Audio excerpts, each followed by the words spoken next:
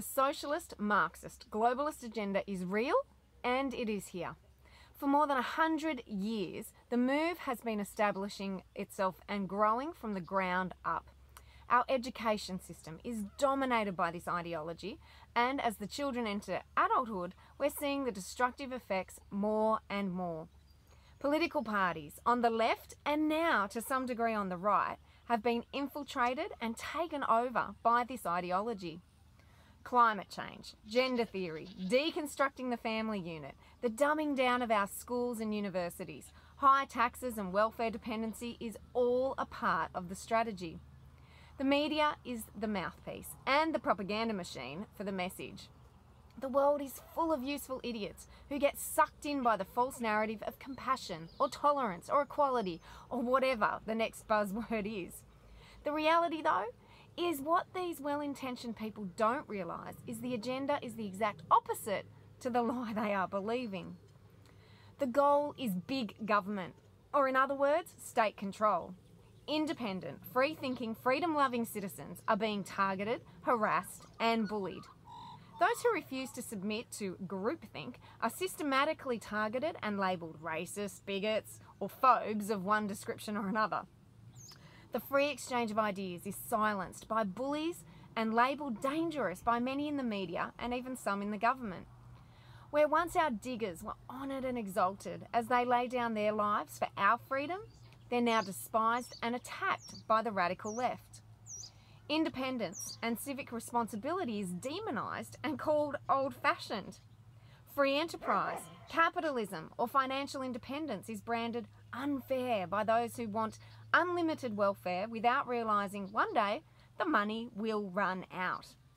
Stable institutions such as marriage and the family were first rebelled against as being oppressive and are now being minimised and deconstructed under the guise of progress.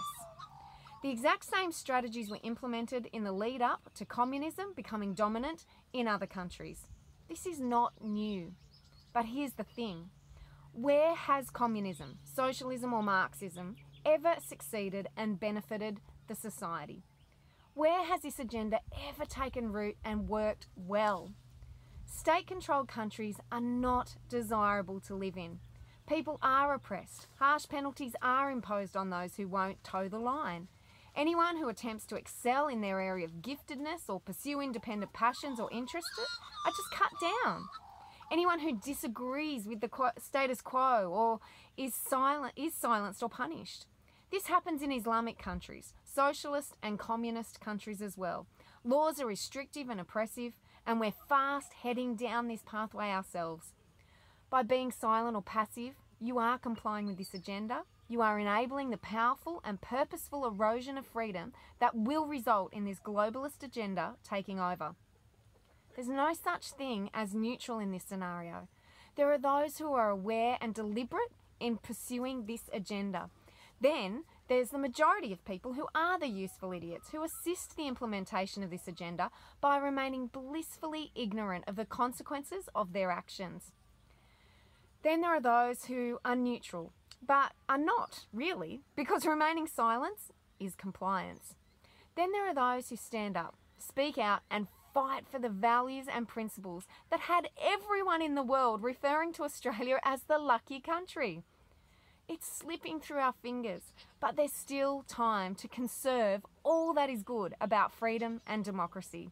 We don't have to roll over and give in to this globalist agenda. We can be proud of our nation and our heritage. We can promote the free exchange of ideas by engaging with our networks and speaking out regardless of the pathetic name-calling. We can highlight the value of traditional institutions such as marriage and family. We can advocate for civil responsibility and engagement for the benefit of the whole society. We can pursue independence and personal responsibility for finances, relationships, and the broader society. True compassion, true freedom, true growth is underpinned by conservative values and principles. Don't be duped into the false narrative and groupthink of the left that simply wants to sponge off your hard work and abilities.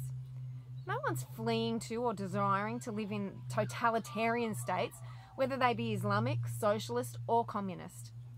These models only work for an elite few, and the rest of the people suffer under oppressive and cruel laws. Australia is an amazing country where freedom, hope, prosperity, harmony, and achievement have been hallmarks of this beautiful nation.